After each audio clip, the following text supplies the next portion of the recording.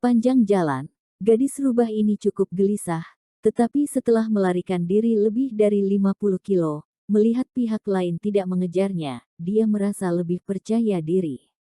Amitabha, dasar binatang iblis, mau pergi kemana? Pada saat ini, seorang biksu tua tiba-tiba berjalan keluar dari hutan di depannya. Pihak lain terlihat sangat tua, alis dan janggutnya sudah putih, sepertinya sudah berusia 70-an atau 80-an. Gadis rubah terkejut, ada kilatan cahaya di matanya, tapi dia segera menghilangkannya dan berkata sambil tersenyum, "Biksu tua, di usiamu itu, kenapa kamu tidak duduk manis dan membaca kitab di rumah saja? Apakah kamu datang ke sini karena nafsu akan wanita?" Wanita jalang berani bicara omong kosong.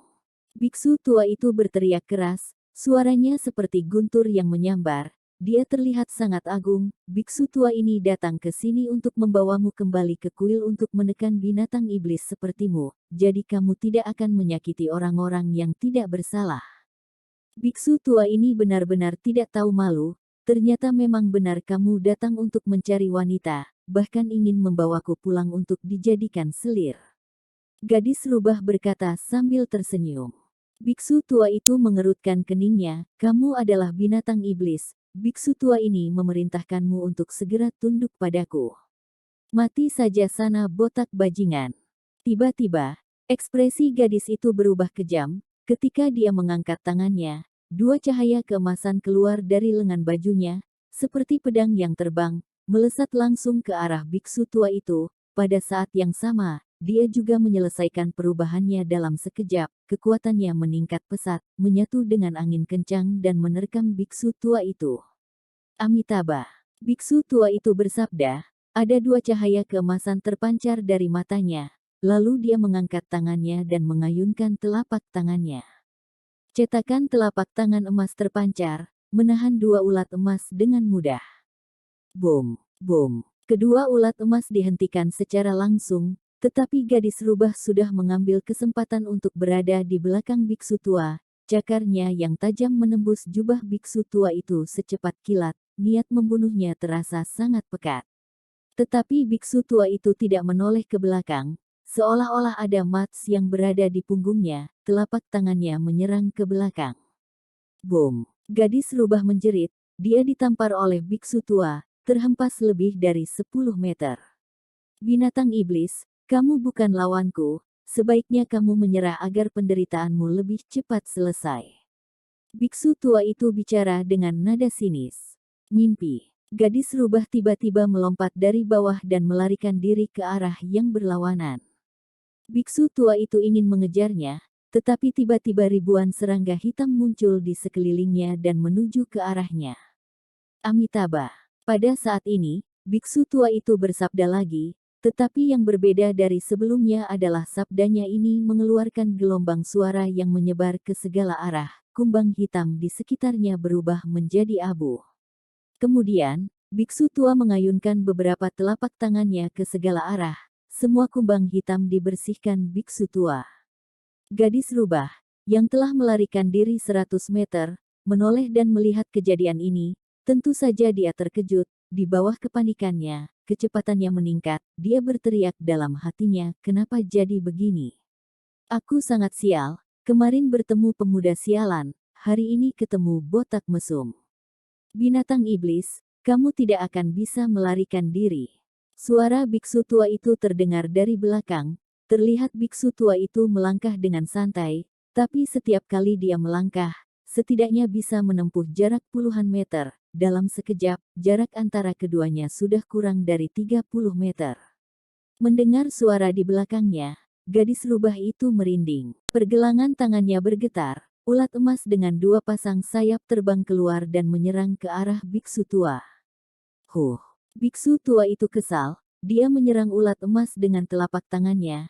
Hembusan angin ganas keluar dari telapak tangannya, mengarah ke ulat emas. Tetapi yang mengejutkan biksu tua itu adalah bahwa ulat emas sangat kuat, serangan telapak tangannya yang kuat tidak dapat menghancurkan ulat emas dan masih terus terbang ke arahnya.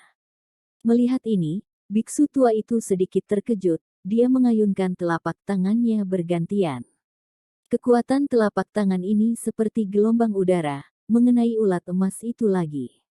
Ulat emas yang melawan serangan telapak tangan mati-matian mengepakkan dua pasang sayap emasnya, menciptakan perubahan riak di udara, terus-menerus melemahkan kekuatan telapak tangan dari biksu tua. Sungguh ulat emas yang kuat. Biksu tua itu terkejut, dia dengan cepat mengulurkan jari-jarinya dan membentuk sudut. Ding! Dari jari emas menembakkan cahaya keluar ke arah ulat emas. Hal ini membuat suara keras terdengar. Gelombang udara beradu satu sama lain. Jari emas ini masih tidak bisa menghancurkan ulat emas, tapi setidaknya menghempaskannya pergi. Jadi, biksu tua itu menyerang dengan jarinya beberapa kali lagi, sampai akhirnya ulat emas tidak bisa bertahan lalu hancur di udara. Wow! Gadis rubah yang sudah melarikan diri beberapa ratus meter tiba-tiba memuntahkan seteguk darah. Ulat emas adalah pimpinan serangga beracun yang membutuhkan darah dari penggunanya untuk makan. Begitu ulat emas mati, penggunanya juga akan menerima dampaknya. Botak sialan, aku bersumpah atas nama Kaguya, jika aku bisa lolos, aku pasti akan menghancurkan Shaolin nantinya. Gadis rubah berteriak dalam hatinya. Kemudian dia menahan luka di tubuhnya dan melarikan diri dengan cepat. Tapi segera, suara biksu tua itu terdengar dari belakang. Binatang iblis, teknik seperti apa lagi yang kamu punya? Kenapa tidak langsung kamu pakai saja semuanya? Kita lihat apakah kamu bisa lolos dari telapak tanganku. Tiba-tiba, gadis rubah berhenti tiba-tiba dan menatap biksu tua dengan tatapan jahat. Biksu tua itu juga berhenti, apakah kamu sudah mau nyerah? Nyerah matamu, aku tidak akan mau. Gadis rubah berkata dengan kejam, kemudian, dia memegang pil monster di tangannya dan hendak memasukkan ke mulutnya. Melihat ini, biksu tua itu sedikit ragu, tetapi tetap tidak berhenti, ada kilatan cahaya terang di matanya, dia tidak punya cara untuk mengambil pil monster, tetapi mereka menemukan cara untuk membuat keturunan Raja Peri menjadi pil monster. Setelah ini, dia akan mengambil spirit dari tubuh lawan. Gadis rubah menggunakan pil monster sesuai seperti apa yang diinginkan biksu tua itu. Plak! Tiba-tiba, ada sosok yang melintas. Gadis rubah itu ditampar dan terhempas jauh. Lalu pada saat yang sama, pil monster jatuh ke tangan sosok barusan. Kembalikan pil monster padaku. Gadis rubah bangkit dari tanah dan segera menuju orang yang datang, tetapi dia berhenti di tengah jalan, ada ekspresi panik di wajahnya.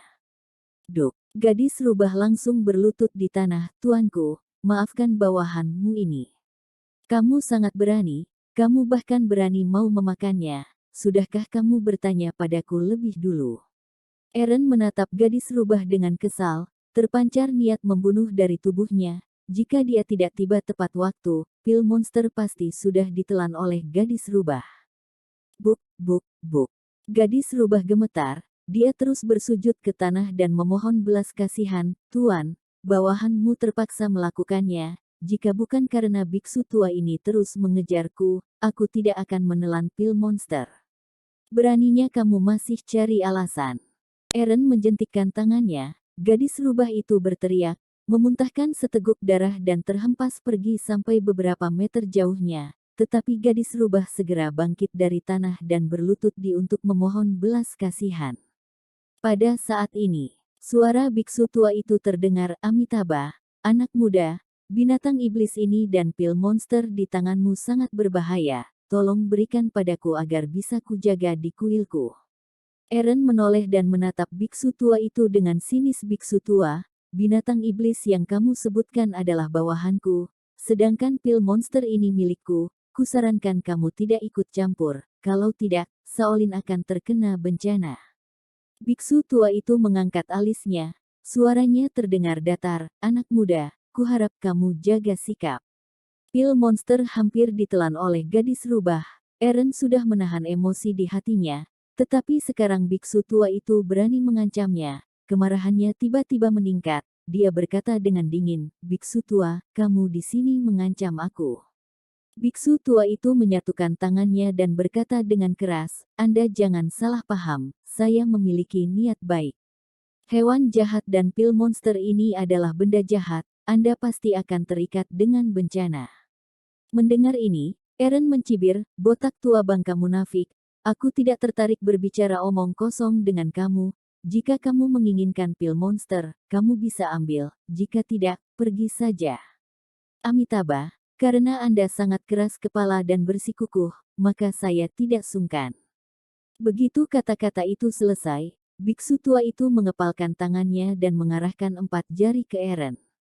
Of, of, of, of. 4 jari emas meledakkan kilat di udara dan masing-masing menembak tangan dan kaki Eren. Gadis rubah di samping sangat senang ketika dia melihat adegan ini. Dia tidak menyukai mereka berdua. Lebih baik yang satu dibunuh oleh yang lain.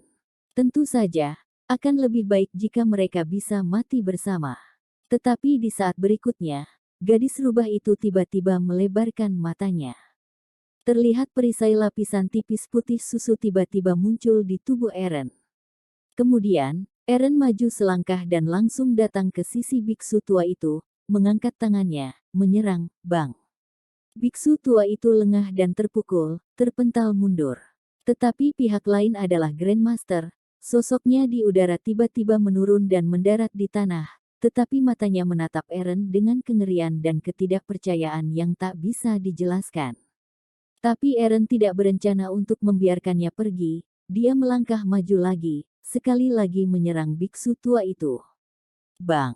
Kali ini, kekuatannya bahkan lebih besar. Biksu tua itu berusaha sekuat tenaga untuk menstabilkan tubuhnya, tetapi dia tidak bisa. Dia terbang puluhan meter dan jatuh ke tanah. Biksu tua yang berdiri dari tanah ternoda dengan banyak potongan tanah dan rumput. Biksu tinggi kehilangan martabatnya dan tampak sangat kewalahan.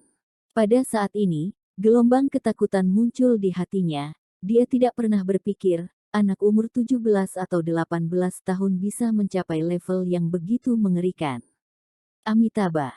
Biksu tua itu menyebut nama Buddha, dengan ekspresi malu di wajahnya, sepertinya aku terlalu banyak berpikir.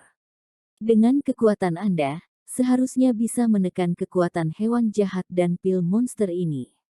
Jika itu orang biasa, mereka akan benar-benar tertipu oleh ekspresi biksu tua, tetapi Eren adalah orang yang sudah bereinkarnasi selama 100 generasi, orang seperti apa yang belum pernah dilihat sebelumnya. Awalnya biksu tua ini dengan penampilan membunuh iblis jahat demi dunia. Faktanya, hatinya dipenuhi keinginan licik. Sekarang tahu bahwa dia tidak bisa mengalahkan Eren, dia segera mengakuinya. Karena kalah jadi menyerah, tapi dengan gaya seakan-akan Eren bisa menekan monster ini. Kemunafikan ini membuat Eren merasa sangat kesal. Pergi. Eren melambaikan tangannya dengan tidak sabar. Meskipun dia tidak takut dengan kuil Shaolin, bagaimanapun, Shaolin adalah sekte berusia ribuan tahun. Memiliki banyak latar belakang dan koneksi. Jika seorang Grandmaster besar dibunuh, mereka tidak akan diam saja. Setelah terjerat dengan mereka, itu pasti akan membuang-buang waktunya dalam pelatihan. Terlebih lagi, metode kelompok biksu ini bukan kekuatan, tetapi menipu hati orang. Ketika 9 sekte lainnya berkumpul untuk menyerang, itu akan menimbulkan banyak masalah. Amitabha, selamat tinggal. Setelah menyebut nama Buddha, biksu tua itu segera pergi. Melihat ini, gadis rubah tidak bisa menahan penyesalan di matanya. Dia berkata, "Tuan, mengapa kamu membiarkannya pergi? Dia akan merampok pil monstermu." Pok, Eren menamparkan gadis rubah itu sampai gadis rubah itu terlempar. Aku belum menyelesaikan urusan denganmu sebelumnya. Beraninya kamu mengajari aku melakukan sesuatu. Bawahan tidak berani. Gadis rubah itu bangkit dan berlutut, tubuhnya gemetar beberapa saat. Apakah dia benar-benar takut atau pura-pura? Hanya dia sendiri yang tahu. Ingat, hanya kali ini, lain kali, bunuh. Eren memandang pihak lain dengan dingin dan berkata, gadis rubah ini bukan makhluk yang jujur, berikan dia sedikit kesempatan dan dia akan melakukan tindakan licik. Komplek Bukit Beverly Star, ruang VIP Selatan. Eren duduk bersila di kasur, dengan tangan melingkari titik vital, dengan soul crystal tingkat tinggi di telapak tangannya. Faktanya, soul crystal tingkat rendah adalah yang paling cocok untuk pelatihan cakra bagi mortal. Bagi Eren, Energi cakra soul crystal tingkat tinggi terlalu murni dan kuat. Tentu saja, terlalu kuat juga sia-sia. Oleh karena itu, dia dengan hati-hati mengeluarkan sedikit energi cakra dan menyerapnya ke dalam tubuhnya, lalu berlatih seminggu, 2 minggu, 3 minggu. Butuh 3 minggu bagi Eren untuk menyerap energi cakra soul crystal tingkat tinggi, tetapi manfaatnya sangat besar, hampir membuatnya menerobos ke tingkat puncak cakra level 7. Seperti yang diharapkan, itu adalah soul crystal kelas tinggi. Dengan sedikit senang, Eren terus menggunakan energi cakra dalam soul crystal kelas tinggi. Ketika sinar matahari muncul di timur, Eren, yang terus-menerus menyerap energi cakra dari soul crystal tingkat tinggi, akhirnya menerobos ke tingkat cakra level 7 ke cakra level 8. Mantap, Eren bangkit, memasukkan soul crystal kelas tinggi ke dalam cincin penyimpanan sambil tersenyum, pergi ke kamar mandi. Dengan adanya terobosan ini, ada kotoran di tubuh yang harus dihilangkan. Pagi itu, Eren kembali ke Provinsi Kaktuar bersama 3 keluarga Firdausi, Witarsa, dan Sigmarox. Kali ini, di Jezbulah, rombongannya memiliki panen besar. Soul Crystal bermutu tinggi saja sudah cukup untuk mendukungnya berlatih ke level ksatria. Ada juga pil monster, jika disuling menjadi pil obat, tidak sulit untuk mencapai puncak ksatria. Ketika Eren kembali ke Izuna, dia menemukan bahwa orang tuanya ada di rumah. Dia sedikit terkejut, pasangan itu sama-sama gila kerja, ini bukan akhir pekan, bagaimana mereka ada di rumah? Nak, kamu kembali tepat pada waktunya. Izinkan aku memberitahu kamu kabar baik. Keluarga Paman Sabian akan bertamu ke rumah kita. Grisa berkata dengan penuh semangat. Paman Sabian. Eren memikirkannya, tiba-tiba sebuah ingatan dari beberapa tahun yang lalu muncul di benaknya. Paman Sabian di mulut Grisa bernama Arya Sabian. Dia dan Grisa adalah rekan seperjuangan dan leman baik, jadi hubungan antara kedua keluarga sangat baik. Tapi 5 tahun lalu, keluarga mereka pindah ke provinsi lain. Eren ingat bahwa Arya Sabian memiliki seorang putri yang 4 tahun lebih tua darinya, bernama Arini Sabian, yang seharusnya sudah kuliah sekarang. Apa yang mereka lakukan di belakang sini? Eren bertanya dengan santai. Kamu lupa, ada 2 hari sebelum festival bersih kubur. Mereka kembali kali ini untuk menyapu kuburan orang tua yang meninggal di kampung halaman. Kata Grisa sambil tersenyum. Tiba-tiba, Carla menyela, ngomong-ngomong, saudarimu Rini kembali kali ini. Aku ingat kamu teriak-teriak mau menikahinya ketika kamu masih kecil. Mendengar ini, Eren tersipu, Bu, jangan mengolok-olok aku dengan masa kecil. Sayang sekali adikmu Rini sudah punya pacar, jadi kamu tidak punya kesempatan. Carla melanjutkan, dengan sedikit bercanda, pada saat ini. Ponsel Grisa berdering, itu adalah panggilan dari Arya. Keluarga Paman Sabian hampir tiba, ayo sambut mereka. Kata Grisa bersemangat. Baik, Eren mengangguk dan mengikuti orang tuanya keluar. Pada saat yang sama, dia diam-diam membuat beberapa segel, beberapa fungsi dari segel ini untuk persembunyian.